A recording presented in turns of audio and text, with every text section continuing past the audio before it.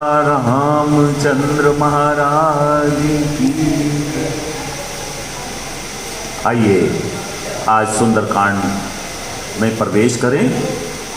और दिन में तो आप लोगों ने पाठ किया संगीत में, और अब जो है कथा में प्रवेश करते हैं। ओम श्री गणेशाय नमः। श्री जानकी वल्लभो विजते। श्री रामचरितमानस पंचम सोपान सुंदरकांड। शांतम शाश्वतम परमेगणम निर्वाण शांति प्रदम ब्रह्मा समूहणेन्द्रम सेवम मनीषम वेदांत वेदम विभुम रामाख्यम जगदीश गुरु सर्वगुरु माया मनीषुम हरिहम वंदेहम करुणाकरम रघुवरम भूपाल चूड़ामणिनम नान्या स्पृह रघुपते हृदय समिते सत्यं वदामि च भवानखिलान्तरात्मा भक्ति प्रयच्छ रघुपुंगम निर्भरामि कामादि दोषरहितं कुरु मानसं च अतुलित बलधामं हेम शैलापदेहं धनुजवन किशानं ज्ञानिनाम् अग्रगण्यं सकल गुण निदानम वानरानामुदीशम रघुपति प्रिय भक्तम बात जात नमामि। मंगल भवने मंगल हारी प्रभु सुदशरथ अजर बिहारी जामवंत के वचन सुहाए सुनि हनुमंत हृदय अति भाए तब लगी मोहि पर खाऊं तुम बाई संग सही दुख कंद मूल फल भाई जब लगी आवहु सीत ही देखी होई काज मनुराज विषेखी यह कही नाय सबिन कहूँ माता चलाऊं हर्ष गिरि रघुनाथा सिंधु तीर एक भूधर सुंदर कौतुक कोटि चढ़ाता ऊपर मार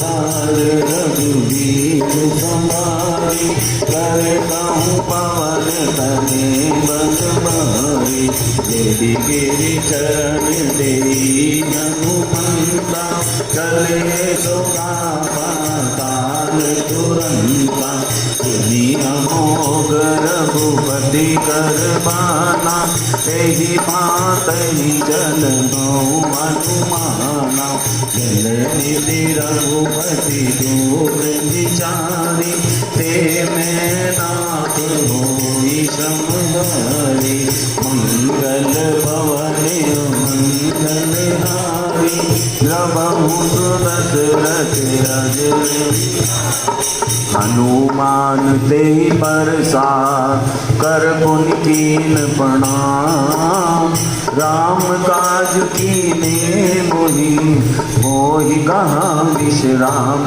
सियापति राम जय जय राम मेरे प्रभु राम जय जय राम करो कल्याण। भाई सुंदरकांड गाने का ही आदत पड़ी हुई है, तो पहला दोहा ही आज ऐसा हुआ, कल से चेंज करें। बोलिए राजा रामचंद्र महाराज।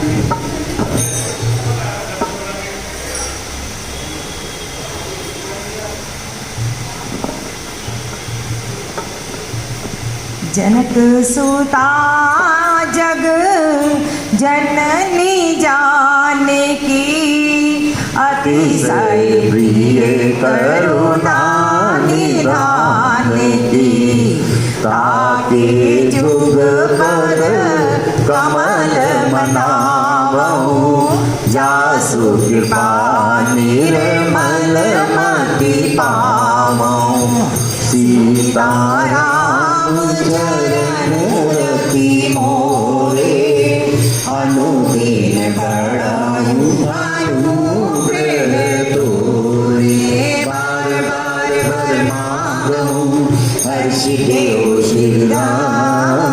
पद सरोज अन पायनी भक्ति सदा सत्संग सियावर राम राम जय जय राम, मेरे प्रभु राम जय जय राम, करो कल्याण सीताराम।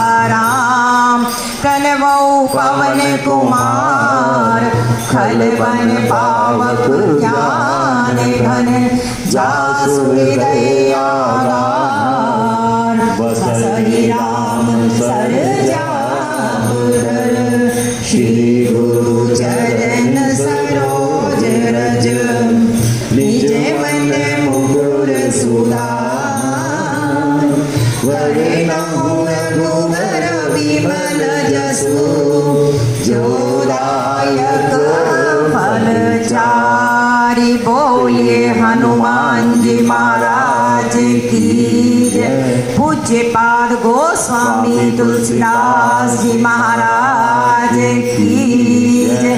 सद्गुरु भगवान की जय। जय सिया राम। जय सिया राम, जय सिया राम। पवन तनय बलवान की जय, बोलो हनुमान की। पवन तनय बलवान की जय, बोलो हनुमान की। पवन तनय बलवान की जय, बोलो हनुमान की। जय बोलो हनुमान की, जय बोलो हनुमान की। जय बोलो हनुमान की, जय बोलो हनुमान की। पवन तनय बलवान की जय, बोलो हनुमान की। पवन तनय बलवान की जय, बोलो हनुमान की। आप सबको दोबारा से फिर से हनुमान जयंती की बहुत बहुत बधाई हो। और आज जन्मोत्सव, प्राकट्य उत्सव जो कह लो तो वो बहुत बहुत आप सबको बधाई हो। और साथ में आज इतना आनंद है कि हमारे सुंदरकांड की भी कथा आज से यहाँ पर अध्याय शुरू हो रहा है। और हम सब जानते हैं हनुमान जी को सबसे ज़्यादा अगर कुछ पसंद है तो राम का नाम और राम कथा, और ये उनका प्रण है। जैसे कल भी बताया गया कि उनको वरदान है कि वो जब तक चाहे इस धरती पे रह सकते हैं, और उन्होंने ये प्रण है उनका कि जब तक कथा रहेगी प्रभु की तब तक वो किसी भी रूप में वहाँ पर होंगे। हम सब जानते हैं कि वो वात जातम है, पवन पुत्र हैं, और पवन बाहर भी है और उसके बिना गुजारा नहीं चलता है। और आप सब जानते हैं हमारे हृदय में, हमारे अंदर शरीर में भी तो पवन से ही काम चल रहा है। सांस आ रही है, सांस जा रही है। हम सब जानते हैं कि 5 प्राण हमारे शरीर में है, प्राण, व्यान, उदान, समान, अपान। इन 5 प्राणों की रक्षा करने वाले भी हनुमान जी हैं।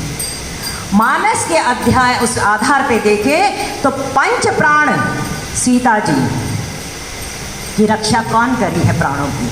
हमारे हनुमंत लाल जी। अभी अभी किष्किंधा कांड में वानर जो थे बिल्कुल मरे जा रहे थे भूख और प्यास के कारण, किसने रक्षा करी?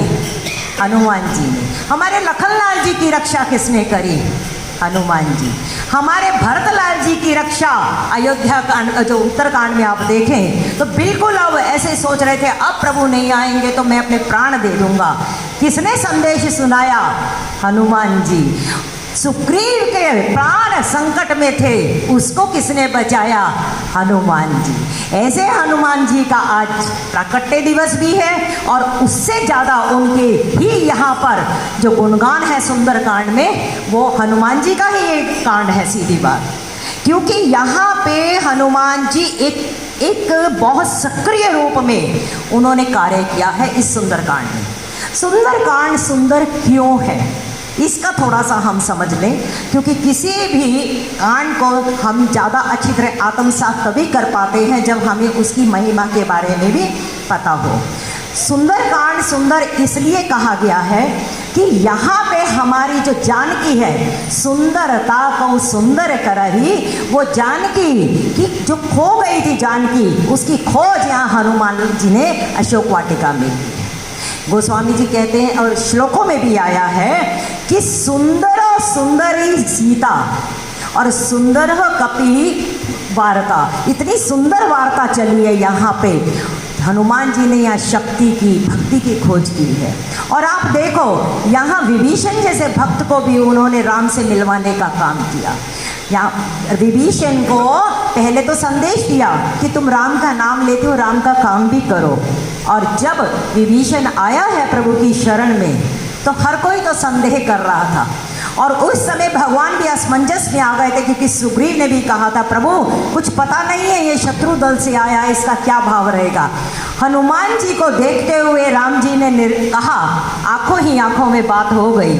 तो अब क्योंकि हनुमान जी गए थे ना लंका, सुग्रीव तो गया नहीं है, तो राम ने जब हनुमान जी की आंखों में देखा, आंखों ही आंखों में बात हो गई, रहे दोनों खामोश और मुलाकात हो गई। और वहाँ पे जब भगवान ने कहा कि हनुमान की इच्छा भी विभीषण को शरण में लेना चाहिए, और जैसे ही प्रभु ने हामी भरी है, शरणागत बचल भगवान, हनुमान जी बहुत खुश हुए कि जो प्रभु कैसा भी अगर आता है शरणागत प्रभु अपनाते हैं, तो वो हनुमान जी ही विभीषण को भी शरण में लेकर आए। दूसरा, लंका त्रिकूट के ऊपर बसी हुई है, ये हम सब जानते हैं।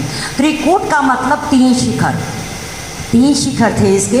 एक का नाम था नील शिखर, एक का नाम था सुबेल शिखर, सुबेल पे हम सब जानते हैं कि जाके डेरा बसा था। और एक शिखर है सुंदर शिखर, सिंधु तीर एक भूधर सुंदर।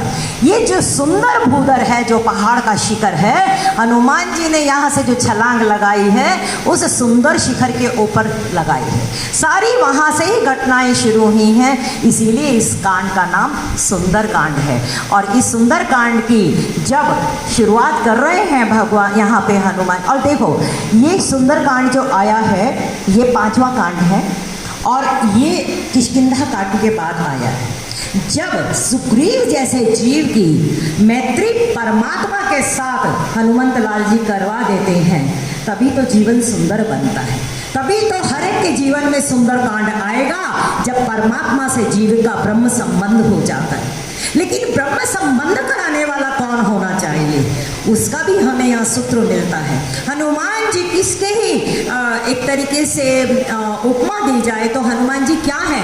हनुमान जी साक्षात ब्रह्मचर्य के, संयम के, वैराग के घनीभूत रूप है।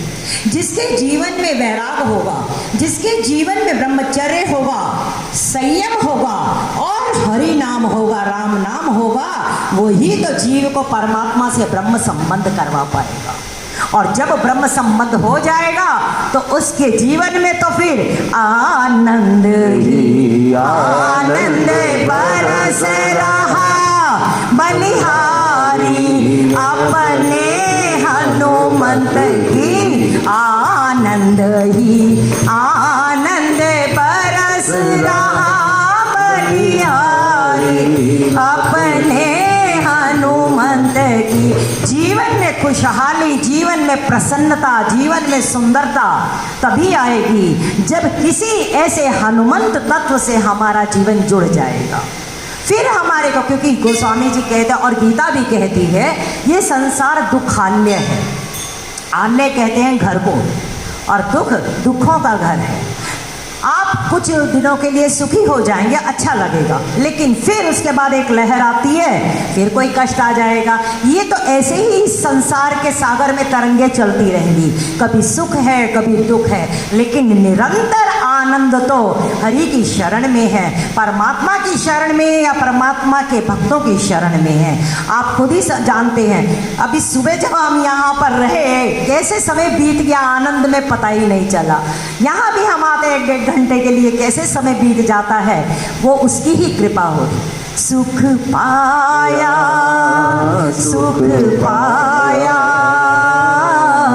रहम तेरी सुख पाया, सुख पाया, सुख पाया,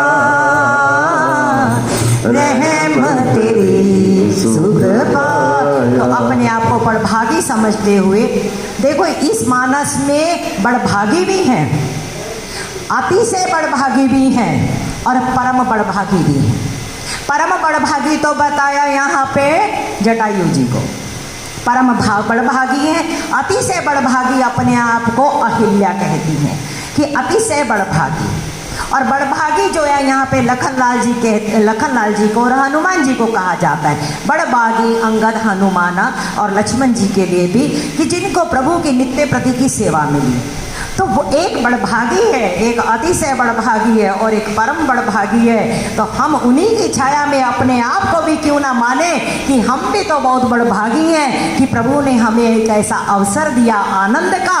और कहते हैं कि प्रसन्नता ही परमात्मा का रूप है। शंकराचार्य बोलते हैं प्रसन्न चित्ते परमात्मा दर्शन। जिस समय अनायास बिना कारण के चित्त में प्रसन्नता आ जाए उस क्षण में समझ लेना कि परमात्मा कहीं आसपास हमें छू रहे हैं, हमें देख रहे हैं। परमात्मा, अब एक चीज़ बताओ, अगर परमात्मा यहाँ पे विराट रूप लेकर आ जाए हम सह पाएंगे? सब भाग जाएंगे यहाँ से। प्रमाण है अर्जुन नित्य का सखा भगवान कृष्ण का। और सब कुछ पूरा नर और नारायण दो रूप ही बताए हैं, लेकिन जब भगवान ने उसको दर्शन दिया कांपने लग गया। ओ प्रभु, आप मुझे उसी रूप में आओ, मैं आपके इस रूप का दर्शन नहीं कर सकता। तो हम जैसे जीव कहाँ दर्शन कर पाएंगे? हमें तो प्रसन्नता आनंद मिल जाती है, उसी में आनंद लें कि हमें परमात्मा हमारे आसपास है। और प्रसन्नता जब भी मिलेगी समझ लेना उस क्षण के लिए हमारा हृदय पवित्र हुआ होगा, तभी हमें प्रसन्नता मिलती है। क्योंकि प्रसन्नता बिना पुण्यों के मिलेगी नहीं। जितना हमें दुख मिलता है वो हमारे पाप के कारण होता है और जितना हमें प्रसन्नता मिलती है वो हमारे पुण्यों के कारण होती है, पवित्रता के कारण होती है। जितनी जितनी मात्रा में हम पवित्र होते जाएंगे उतनी उतनी मात्रा में हमारी प्रसन्नता बढ़ती जाएगी। और ये प्रसन्नता और कुछ तो हम कर ना पाए। मानस में गोस्वामी तुलसीदास जी कहते एक काम कर लो, कलियुग केवल नाम आधारा, सुमिर सुमिर नर उतरई पार। कुछ भी ना कर पाए भाई, हम बहुत बिजी हैं, सारा दिन हमें पता नहीं किसकी इधर की उधर की सब काम करने पड़ते हैं। रात को जब सब काम खत्म हो जाए, बिस्तर पे हम अब सोने की तैयारी है और उस समय भी अगर हम 2 मिनट के लिए अपने बिस्तर पे बैठकर जय राधा माधव जय गिरिवरधारी जय माधव जय गिरिवरधारी जय गोपी जन वल्लभ जय गोपी जन वल्लभ जय कुंज बिहारी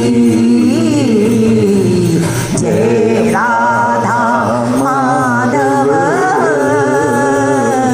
जय गिरिवरधारी।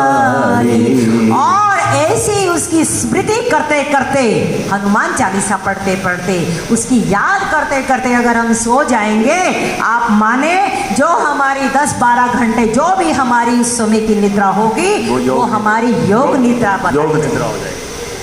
क्योंकि परमात्मा तो कैसे भी, किसी ने पूछा कि अरे एक ने कि आप माला करते हो और माला करते करते बात भी करते रहते हो, ये कोई माला हुई?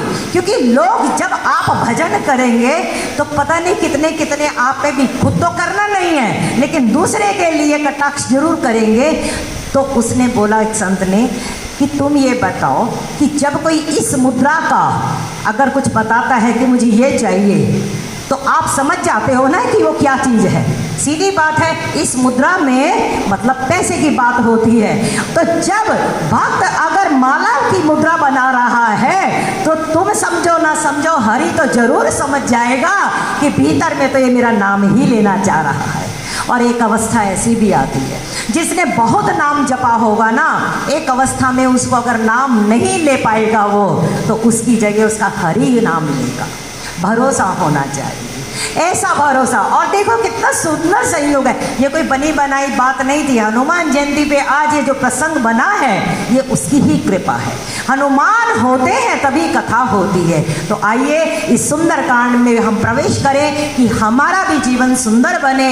हमें भी इस सुंदर कांड में जैसे हनुमान जी ने शक्ति को, भक्ति को, शांति को खोज की है, ऐसे ही हमारे जीवन में भी शक्ति और भक्ति और शांति आए।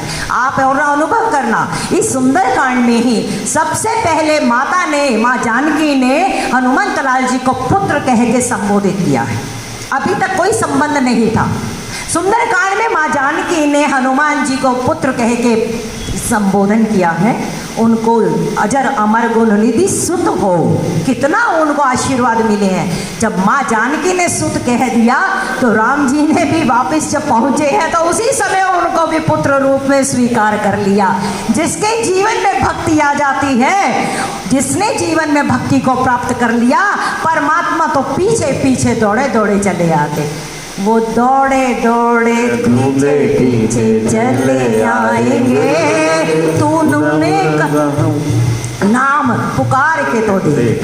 जब हम उसको याद करेंगे, इसीलिए ये जो हम शुरू में बोलते हैं जनक सुता जग जननी जानकी, ये ऐसे ही नहीं चुना गया है। हमारी निर्मल मति होनी चाहिए, इसीलिए हम सबसे पहले माँ को याद करते हैं। और जब माँ साफ सुथरा कर देगी तो पिता तो अपने आप ही हमें स्वीकार कर लेंगे। आज हम सुंदरकांड में प्रवेश कर रहे हैं। सुंदरकांड में हम सब जानते हैं परमात्मा ने निर्गुण ब्रह्म और सगुण ब्रह्म दोनों का ही यहाँ पे निरूपण किया है। गोस्वामी जी कहते हैं श्री गणेशाय नमः, श्री जानकी वल्लभो विजयते श्री राम पंचम सोपान सुंदरकांड। शांतं शाश्वतं अप्रमेयमनेघं निर्वाणं शान्तिप्रदं ब्रह्मा सेव्यमनीशं वेदान्तो वेद्यं विभुं रामाख्यं जगदीश्वरं सूर्यगुरुं मायामनूह्यं हरिं वन्दे करुणाकरं रघुवरं भूपालचूडामणिम्।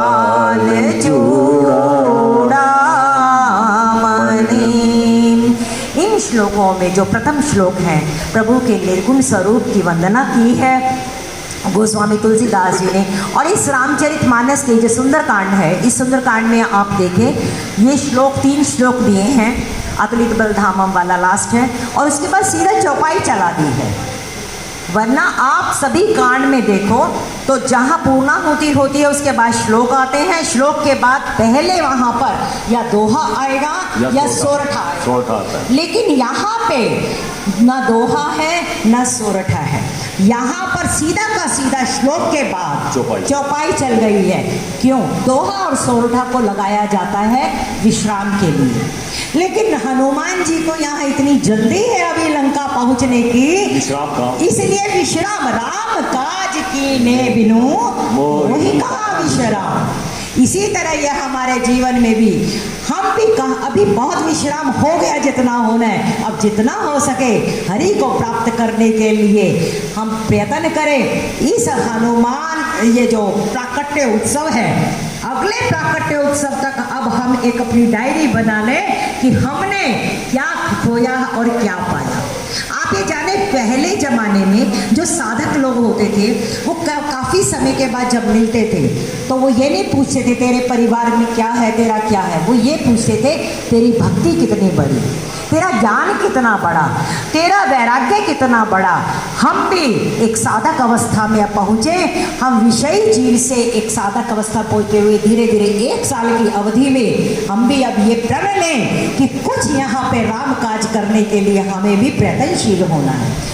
प्रथम श्लोक में गोस्वामी तुलसीदास जी भगवान परात्पर ब्रह्म के निर्गुण स्वरूप का वर्णन करते क्या कहते? सबसे पहला शब्द है शांतम। परमात्मा शांत है बिल्कुल, और जिसका स्वरूप शांत हो अपने परिवार में भी या कहीं पे भी, तो समझ लेना कुछ कुछ उसमें भी ब्रह्म तत्व उतरा है। वरना तो जीव की तो अवस्था ये है कि शांत तो कहाँ, वो तो हर समय ही अशांत अवस्था में। परमात्मा ही है जो शांत अवस्था में रहते हैं। परमात्मा का स्वरूप शांत है। शाश्वतम, शाश्वतम का मतलब सनातन। वो आगे भी था, पहले भी था, मध्य में भी है और आगे भी रहेगा। शाश्वतम है और अप्रमेय। अप्रमेय का मतलब प्रमाण रहित। उसका कोई प्रमाण नहीं हम दे सकते, ना हम बुद्धि से दे सकते हैं और ना ही हम अपने मन से, अंतःकरण से दे सकते हैं। एकदम कोई घटना ऐसी घट जाती है जिसका उदाहरण आता है कि तेईछन मध्य राम धनु तोड़ा। पता ही नहीं चला कब जनक की सभा में भगवान राम ने धनुष को तोड़ भी दिया, किसी को एक बिजली सी कौंधी और काम बन गया। प्रमाणों से कभी भी परमात्मा पाया नहीं जा सकता है। और शांतम, शाश्वतम, अप्रमेयम, अनघम। अग होता है पाप और अनग होता है निष्पाप। परमात्मा निष्पाप है, उसमें हम अपना आरोपण कर लें। कृष्ण के बारे में कुछ लोग कुछ भी बोलते रहते हैं, लेकिन वो हमारा आरोपण है। रासलीला के संबंध में कुछ भी बोलते हैं कि वो तो ऐसे थे, वो ऐसे थे। हम अपने खानदानी का परिचय देते हैं। किसी ने बोला अरे वो तो कुछ नहीं, वो तो रासलीला करते थे, तो उन्होंने कहा रासलीला से पहले उसने कालिए नाग की भी लीला करी है। पहले तू वो लीला कर ले और फिर तू बच जाएगा तो तू रासलीला भी कर लेना। परमात्मा निष्पाप है, जीव पापी है। जीव से पाप होते हैं, लेकिन गोस्वामी जी कहते हैं कि वो अनगम है। शांतम, शाश्वतम, अप्रमेय, अनघम, निर्वाण शांति प्रदम। निर्वाण का मतलब हम सामान्यतः जानते ही हैं कि मोक्ष प्राप्त हो जाना। मोक्ष मैंने कि आदमी को ये जन्म मरण के सब चक्कर से छुड़ा देने वाले हैं और शांति भी देने वाले हैं। परमात्मा चाहे तो क्या नहीं हो सकता उसी की। और मोक्ष की परिभाषा रविंद्रनाथ टैगोर ने बहुत अच्छी की है कि जब हमारे जीवन में रहे मोह का क्षय हो जाए, मोह खत्म हो जाए, जीते जी मोह खत्म हो जाए। भाई देखो, मरने के बाद मोक्ष किसको मिला, किसी को क्या पता। चले गए तो चले गए, किसी को मालूम नहीं है। मजा तो तब है कि जीते जी हमारे को यहाँ आनंद आ जाए, जीते जी हमारे जब मोह का क्षय हो जाए, जीते जी जब हमारी अहंता ममता मिट जाए। रह रहे हैं हम संसार में अपने कर्तव्य कर्म को करते हुए, जो गीता में कहा है अर्जुन को, हे अर्जुन तू मत सोच कि युद्ध में कौन जीतेगा कौन नहीं जीतेगा। दो ही बातें पढ़, युद्ध च माम अनुस्मर। तेरे दो ही काम हैं, तू युद्ध कर, मैं कह रहा हूं ना, तू युद्ध कर और मुझे स्मरण करता चला जा। और हमारा युद्ध क्या, हमारा कुरुक्षेत्र क्या, हमारे घर की जो रही चार दीवारी में जो हम अपना संसार बनाए बैठे हैं, जो 100-200 बंधु रिश्तेदार, वही तो हमारा संसार है। उन्हीं से तो हमारा युद्ध चल रहा है। यूक्रेन वालों से थोड़ी हमारा युद्ध चल सकता है। हमारा युद्ध तो हमारे भाई, हमारे बंधु, हमारे बच्चे, हमारा परिवार, हमारे मित्र, इन्हीं के बीच में ही हम उलझे रहते हैं। और कितने लोग होंगे, कुछ के 100 होंगे, कुछ के 500 होंगे, कुछ के 1000 होंगे, उससे ज़्यादा तो संसार नहीं है ना। तो उसी संसार में हमारा युद्ध चल रहा है। कृष्ण गीता में कहते हैं कि तू युद्ध कर और मुझे स्मर। तो यहाँ पर निर्वाण शांति प्रदम देने का अर्थ ये है, परमात्मा जीते जी हमारे को हमारे मोह से, हमारी ममता से धीरे धीरे छुटवा देता है। और लोग कहते हैं ना कि ममता कैसे छूटती, कैसे नहीं, आप करके देखो, ये गूंगे का गुड़ है। धीरे धीरे धीरे धीरे अपने आप ही क्या परिवर्तन, लोग कहेंगे कि जी अरे आप में कितना परिवर्तन आ गया, लेकिन उसके लिए कुछ करना पड़ेगा। अब ये कहें कि जी कोई महिला कहे घर में शाम के लिए खाना बनाना है, इससे पूछे क्या बनाऊं, उससे पूछे क्या बनाऊं, उसने कह दिया कि मलाई कोफ्ता बनाओ, उसको आता नहीं है। अब उसने YouTube में देख भी लिया, लेकिन उसका सामग्री भी सारी घर में पड़ी है और उसके बावजूद भी वो बनाए ना तो खाने को तो नहीं मिलेगा। ऐसे ही शास्त्रों ने, संतों ने हमें सब सामग्री दे रखी है, अनुकूलता दे रखी है, कुछ तो हमें ही करना पड़ेगा। एक कदम तू चले 10 कदम मैं चलूं, तू कदम ना बढ़ाए तो मैं क्या करूं। निर्वाण और शांति हमारी मुट्ठी में है, हमने ही उसको खो रखा है। और जैसे जैसे हम, और देखो भैया ये संसार की घटनाएं तो चलती रहेंगी, चाहे हम हो या ना हो, चलता रहेगा। इसमें हम अपना प्रतिभाव कैसा रखते हैं वो बहुत महत्वपूर्ण है। परिस्थितियां तो एक जैसी, हम परिस्थितियां चाहते नहीं हैं कि दुखद परिस्थितियां आए, लेकिन आती हैं। तो इसीलिए संत कहते हैं दुख सुख दोनों है मेहमान, सबका आदर कीजिए जो भेजे भगवान। तो परमात्मा निर्वाण शांति प्रदम है। ब्रह्मा शंभु फणींद्र सेव्य मनीषम। ऐसे परात्पर ब्रह्म को कौन पूजन करते हैं? ब्रह्मा। हम सब जानते हैं जामवंत जी जो ब्रह्मा के अंश हैं, उन्होंने ही वानरों को समझाया ना कि हम सब सेवक बड़ भागी हैं जो राम के लिए यहाँ पर हम कार्य के लिए जुटे हैं। और हनुमान जी तो सीधे बिल्कुल शंकरा अवतार हैं। यहाँ पर सब एकादश रुद्र के रूप में हनुमान जी तो भगवान की सेवा में लगे हुए हैं। ब्रह्मा शंभु फणींद्र, फणींद्र मैंने शेषनाग, जो शेष सहस अहिस महिधरु लखन सचराचर धनी, लखन लाल प्रभु की सेवा में लगे हैं। ऐसे और वेदांत वेद्यम विभुम, वेदांत का मतलब भगवती श्रुति और वेद्यम का मतलब जानना। जो वेदांत और वेदों में जानने वाले हैं, विभुम मैंने पूरे संसार के वो विभु है, परमात्मा है। रामाख्यम जगदीश्वरम सुरगुरुम माया मनुष्यम हरि। ऐसे सर्वव्यापक परमात्मा जो देवताओं के भी देवता है, माया मनुष्यम, वो माया को धारण करके लीला करने के लिए, देवताओं को परित्राण करने के लिए मनुष्य रूप में यहाँ पर आए हैं। ऐसे प्रभु करुणा कर्म को मैं करुणा कर्म का मतलब होता है करुणा प्लस आकर। आकर का मतलब होता है खान। जो करुणा की खान है, अब कोयले की खान से तो कोयला ही निकलेगा। गोस्वामी जी कहते हैं करुणा कर है, तो ये करुणा की खान है, वहां से करुणा ही करुणा निकलनी है। ऐसे करुणा करम रघुवरम जो हैं वो भोपाल चूड़ामणि, वो राजाओं की भी चूड़ामणि है। और यहाँ चूड़ामणि को याद करवा के ये बता दिया कि माँ जानकी चूड़ामणि ही देने वाली है। इन तीनों ही श्लोकों में पूरे सुंदरकांड का ही समावेश गोस्वामी तुलसीदास जी ने कर दिया है। नान्या स्पृहा रघुपते हृदय स्मदीये, सत्यं वदामि च भवान् अखिलन्तरात्मा, भक्तिं प्रयच्छ रघुपुङ्गव निर्भरां मुनि, कामादिदोषरहितं कुरु मानसं च। वो स्वामी जी अब प्रभु सगुण रूप की वंदना कर रहे हैं। नान्या स्पृहा, स्पृहा का मतलब होता है इच्छा, चाहत, कुछ भी कामना, ना अन्य, कोई भी मेरी अब इच्छा नहीं है, कोई मेरी चाहत नहीं है। हे रघुपति, मेरे हृदय के अंदर मैं सत्य वदामी, मैं सत्य कह रहा हूँ। भगवान अखिल अंतरात्मा, आप मेरी वाणी पे अगर ना भरोसा करें कि मेरी वाणी कैसे भी है, लेकिन आप भगवान, भगवान मैंने तुम, अखिल अंतरात्मा, आप सबके हृदय में अंतर्यामी रूप से विराजित हैं। तो मेरे हृदय में भी आप अंतर रूप से विराजित है, अंतर्यामी रूप से विराजित है। आपको जान पता होगा कि मेरे हृदय में कामना है या नहीं।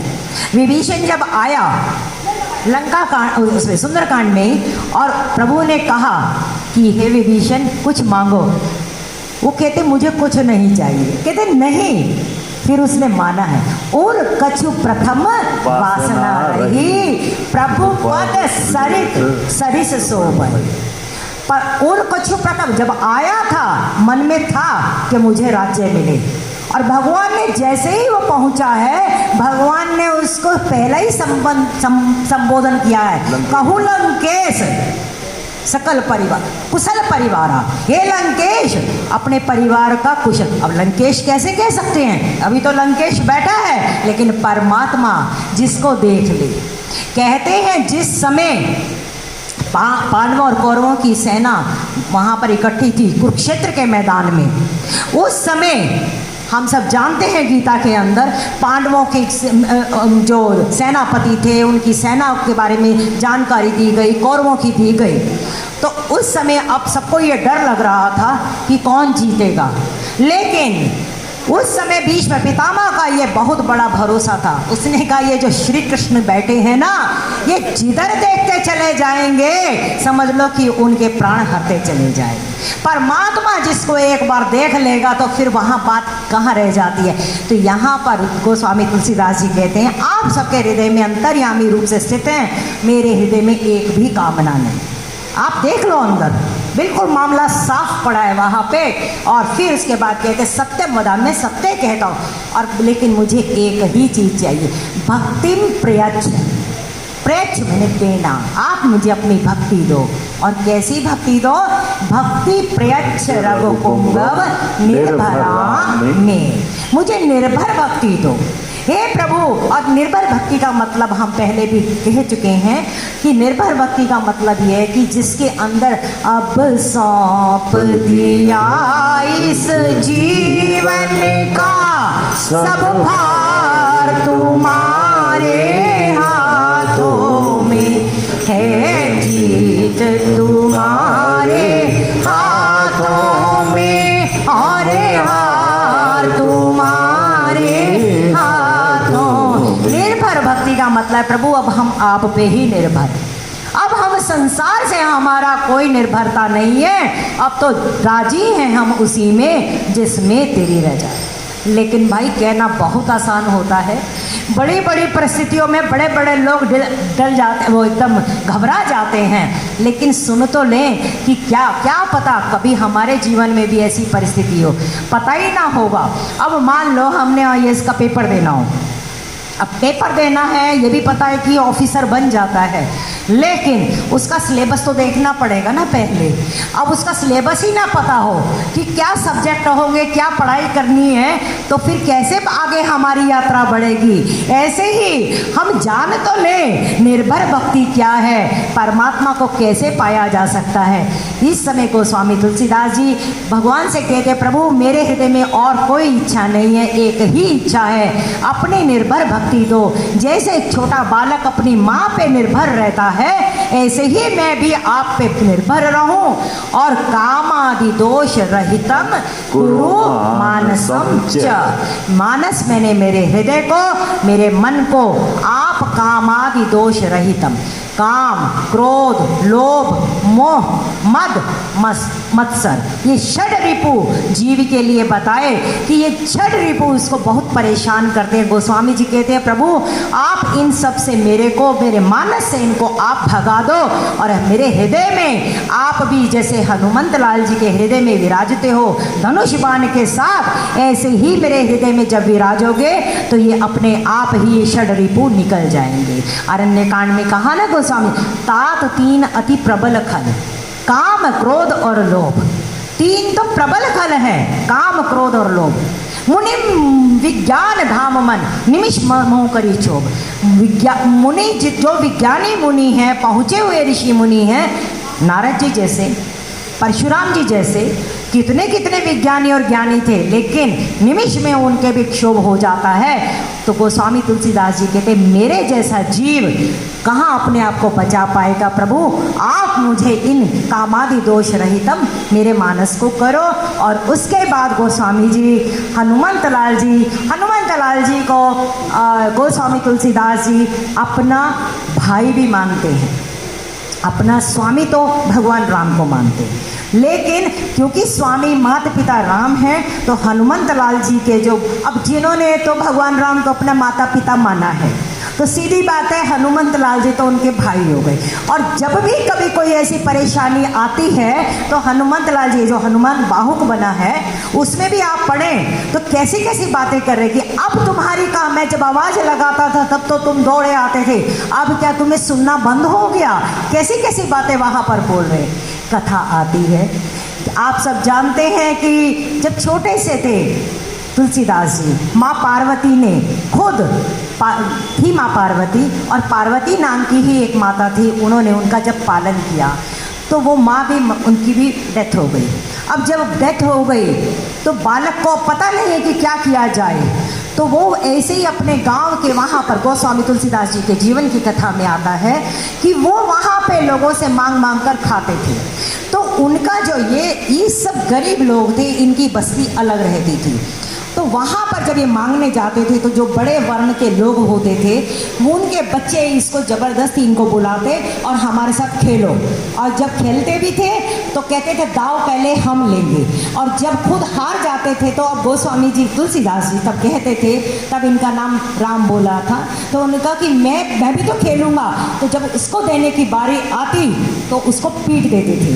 एक बार गोस्वामी जी को लगा कि ये क्या बात है, मैं अकेला हूँ तो ये मुझे पीट देते हैं। उन्होंने भी उनको बच्चों को एक को मार दिया, और जैसे ही मारा तो उसके पिता ने आकर उस बालक को, छोटे बालक को इतना पीटा, और उसके बाद उसके ही सामने उसकी झोपड़ी, कपड़े सब जो था वो सब जला दिया।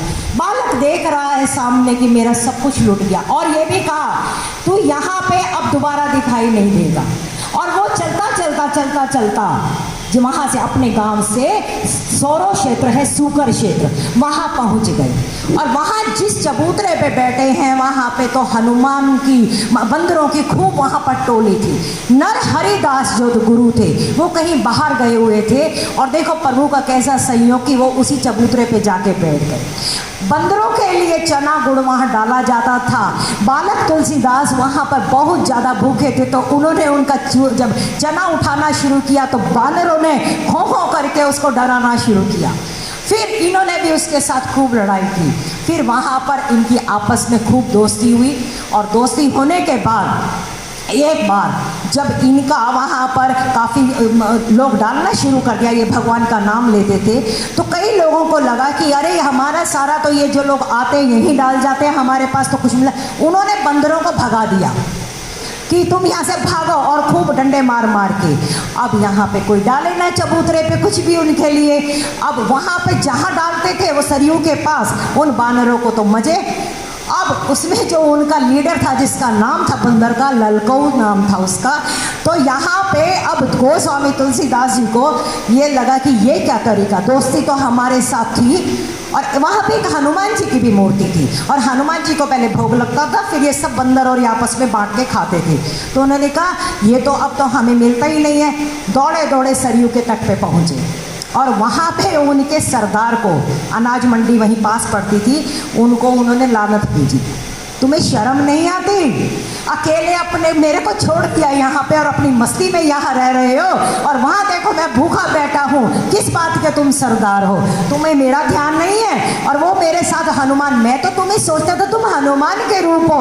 इतनी लानत भेजी, और ऐसी आती है कथा कि वो जो ललकऊ बानर था, जो उनका वो नेता था, मुंह नीचे करके सुनता रहा, और थोड़ी देर के बाद पूरी सेना को लेकर वहाँ पर पहुँच गया चबूतरे पे, और सारे लोगों को वहाँ जितने भी और जो थे पंच भिखारी वगैरह थे सबको भगा दिया, और ये वहाँ पर खूब हनुमान जी के साथ मस्ती से रहते थे।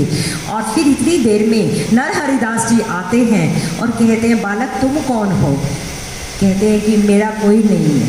तो फिर वो समझ गए कि इस बालक में कुछ है। तो वो तो आगे गोस्वामी तुलसीदास जी की कथा में गोस्वामी तुलसीदास जी हनुमान जी को अपना भाई समझते हैं, और पग पग पे जब जब उनके ऊपर विपदा पड़ी तो उन्होंने उन्हीं को बुलाया है। तो यहाँ पे गोस्वामी तुलसीदास जी अंतिम यहाँ श्लोक में क्या कहते हैं?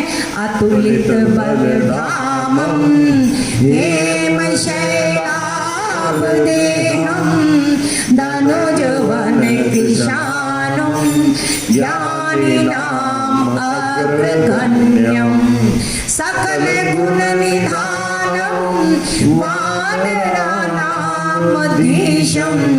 रघुपति प्रिय भक्तं पारिजातं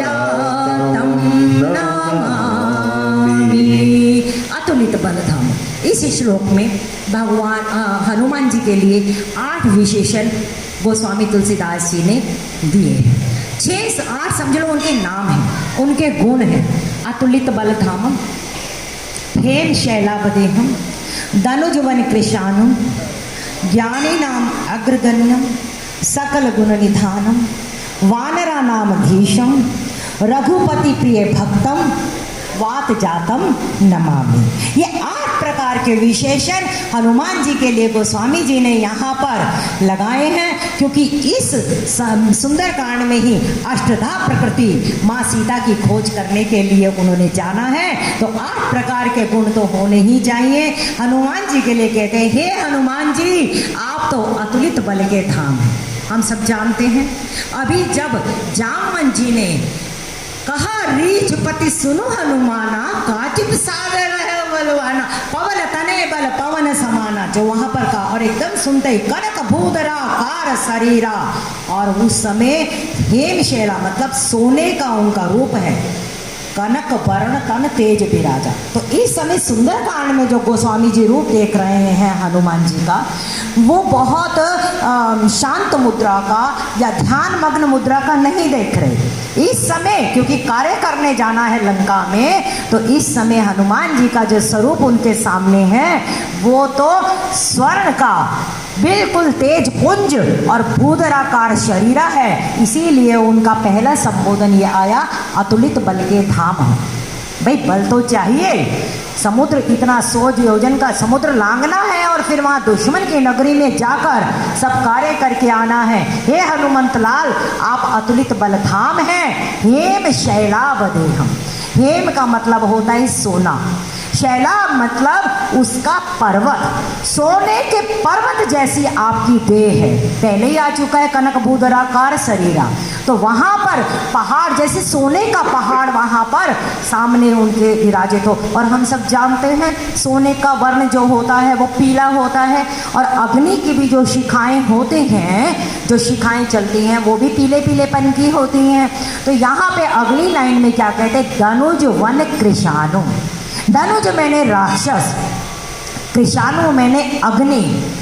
आप धनुजों को राक्षसों को मारने के लिए अग्नि के समान है। जैसे अग्नि एक बार को सबको लपेट के ले जाती है, ऐसे ही आप यहाँ पर लंका की जो नगरी है उसके जो राक्षस हैं उसको आप मिटाने के लिए, जलाने के लिए सक्षम है। और हम सब ने देखा कि किस प्रकार उन्होंने लंका में यहाँ पर जलाया है। अभी प्रसंग सुंदरकांड में चलेगा तब ये बताएंगे। जब आए हैं ना राम जी ने उनसे मजाक लिया, मजा लिया, हनुमंत मैंने तुम्हें लंका तो जलाने को कहा नहीं था, तुम्हें तो संदेश यही दिया था कि कहो बल विरह देगी तुम आओ, तुम तो बस विरह बताओ मेरा और बल बताओ, ये लंका को जलाने की बात कहाँ से आई।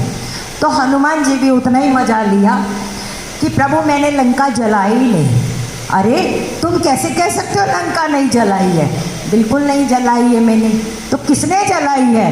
कहते लंका जलाई है आपके प्रताप ने, है। और सुनो, लंका जलाई है सीता के संताप ने। अच्छा, और सुनो, लंका जलाई है रावण के पाप ने।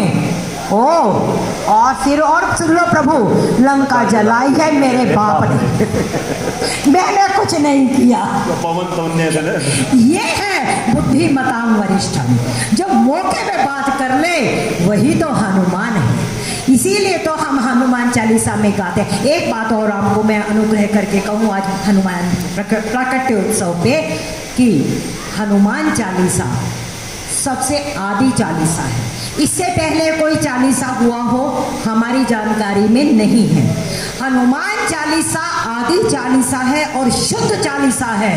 और यहाँ पे खुद गोस्वामी तुलसीदास जी ने कहा है कि जो ये पढ़े हनुमान चालीसा होए सिद्ध साखी गौरीसा। भगवान शंकर की कसम डलवाई है कि अपने आप ही उनको आपके सब काम करने पड़ेंगे।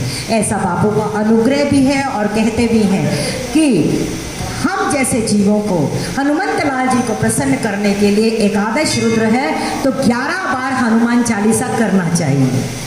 11 बार हम ना कर पाए, हम बहुत बिजी लोग हैं, इधर भी बात करनी है उधर भी बात करनी है, 7 बार करें। और ऐसा भी नहीं कि एक बार में बैठ के ही करें, चलते फिरते महिलाएं अपना कपड़े धो रही, बर्तन कर रहे, सब कुछ कर रहे, कोई तब भी भी काम हम कर रहे। ऐसे भी कर सकते हैं। तो 7 बार ना करें तो 5 बार ना करें तो बहुत हम बिजी हैं तो हम 2 बार कर ले। और मान लो हमसे 2 बार भी नहीं हो पा रहा, हम बहुत ज़्यादा बिजी हैं, तो हम ये करें कि पहले का हम 2 पंक्तियाँ श्री गुरु चरण सरोज रज निजमन मुकर सुधार पहले की ये करके, और अंतिम 2 पंक्तियाँ पवन तनय संकट हरण मंगल मूर्ति, इतना भी कर लें। और अगर इतने भी हम बिजी हैं कि इतना भी अगर हम ना कर पाए तो इतनी कृपा करना कि जो कर रहे हो उनकी निंदा मत करें, क्योंकि ये हमारी प्रवृत्ति है। जो कर रहा होता है उसके लिए भी चंचुपात करते हैं कि ये क्या हो रहा है। तो जो हनुमान चालीसा करेगा क्या होता है, बल मिलता है, बुद्धि मिलती है, विद्या मिलता है, और सबसे ज़्यादा हनुमान जी का प्रेम मिलता है। और हनुमान का प्रेम मिल गया तो राम तो पीछे पीछे दौड़े आएंगे। अतुलित बल धामम हेम शैलाभ देहम धनुज वन किसानम, धनुज रूपी राक्षसों के वन को अग्नि के समान भस्म करने वाले ज्ञानी नाम अग्रगण्यम, ज्ञानियों में अग्रगण्य मैंने जो आगे रहे, ज्ञानियों में सबसे ज्यादा वो आगे हैं। सकल गुण निधानम, सब कुछ परमात्मा भगवान हनुमान जी, क्योंकि हनुमान जी शंकरावतार हैं और हनुमान जी के नाम पे हनुमान नाटक, हनुमान संगीत, गीत मारुति संगीत मारुति, गीत मारुति संगीत मारुति, राग मारुति अनुराग मारुति, राग मारुति अनुराग मारुति, गीत मारुति संगीत मारुति। हनुमान जी को गीत पसंद है, नृत्य पसंद है, उनको गान पसंद है और वो अपने ही आनंद में मग्न रहते हैं। सकल गुण निधानम है, वानरा नाम अधीश, समस्त वानरों के वो अधीश, वो राजा हैं। अब कोई कहे कि सुग्रीव राजा है, हनुमान जी कैसे राजा हुए? तो सुग्रीव तो राजा है वानरों का, लेकिन राजा का मुख्य कार्य होता है उनका रक्षण करना, और सही मायने में रक्षण किसने करा है? वो तो हनुमान जी ने करा है। गोस्वामी जी कहते हैं आप वानरों के भी राजा है, और इतना सब कुछ होते होते भी अंत में क्या है? रघुपति प्रिय भक्तम, आप रघुपति के प्रिय भक्त हैं। ये सबसे बड़ी, जैसा आप भी बताते रहते हैं कि जिस समय माँ जानकी ने दिया है वरदान अजर अमर गुण निधि सुत हो, तब तक इतने वो प्रसन्न नहीं हुए जब ये कहा कि करो बहुत रघुनायक जी।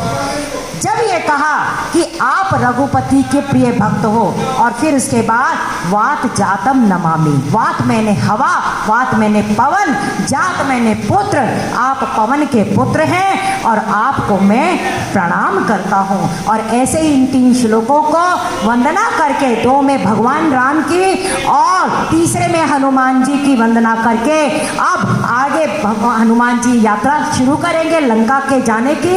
जामवंत के वचन सुहाए उसका आनंद हम और कर लेंगे।